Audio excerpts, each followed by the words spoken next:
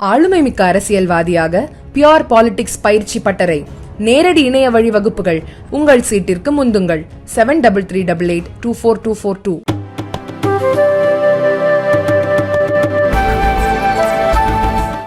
இடஒதுக்கீட்டில் 50% இருக்கும் உச்ச வரம்பு நீக்கப்படும் என்று காங்கிரஸ் எம்பி ராகுல் காந்தி தெரிவித்துள்ளார்.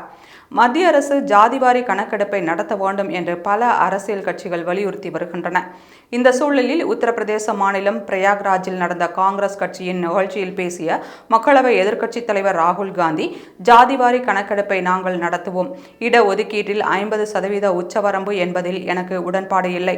அதை நாங்கள் நீக்குவோம். மத்திய அரசின் பல்வேறு நிறுவனங்களில் எந்தெந்த சமூகத்தைச் சேர்ந்த மக்கள் எத்தனை பேர் இருக்கிறார்கள் என்பது தொடர்பான தரவுகளை நாம் சேகரிக்க வேண்டும் என்று பேசினார். மேலும் லேட்ரல் என்ட்ரி முறையில் சில அதிகாரிகளை நியமிக்க மத்திய அரசு முடிவு செய்திருந்தது.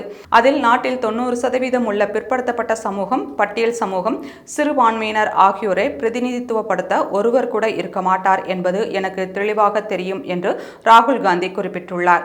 இடஒதுக்கீட்டு முறையை மறு ஆய்வு செய்ய வேண்டும் என்றும், பொருளாதார ரீதியில் பின்தங்கி இருப்பவர்களுக்கு இடஒதுக்கீட்டில் முக்கியத்துவம் கொடுக்க வேண்டும் என்றும் பல்வேறு தரப்பினர் கோரிக்கை வைத்து வரும் நிலையில், இடஒதுக்கீட்டில் 50% உச்சவரம்பு நீக்கப்படும் என்று ராகுல் காந்தி பேசியிருப்பது பரபரப்பை கிளப்பியுள்ளது.